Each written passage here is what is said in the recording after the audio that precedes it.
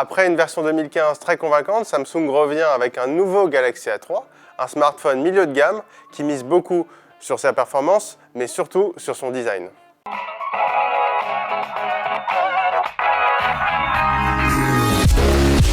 Esthétiquement, on a un peu de mal à le différencier du Samsung Galaxy S6, le flagship de 2015.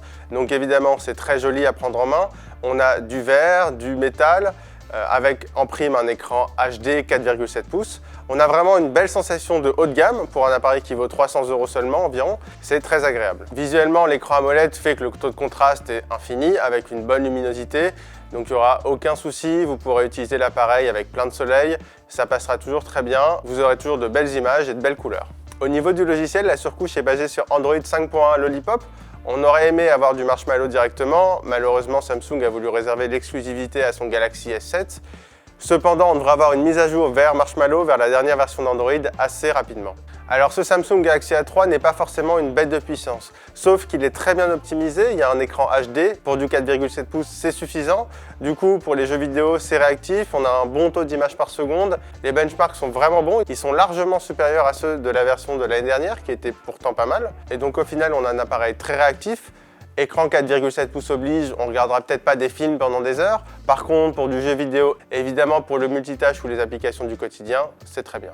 L'année dernière, la force du A3, c'était son autonomie. En 2016, il fait encore mieux, avec 13 heures en vidéo et 12 heures en autonomie polyvalente.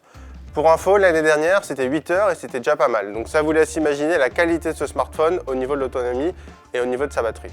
Pour l'appareil photo, Samsung propose du 13 mégapixels. C'est assez commun pour des appareils dans cette gamme de prix.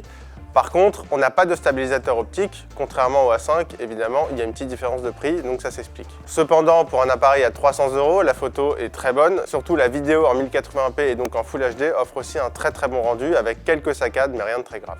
En 2015, c'était très bien, en 2016, on touche la perfection. On a un superbe appareil, assez puissant, bon en photo et surtout avec une autonomie exceptionnelle. Pour seulement 300 €, le Galaxy A3 s'impose sans hésiter comme l'une des nouvelles références du milieu de gamme.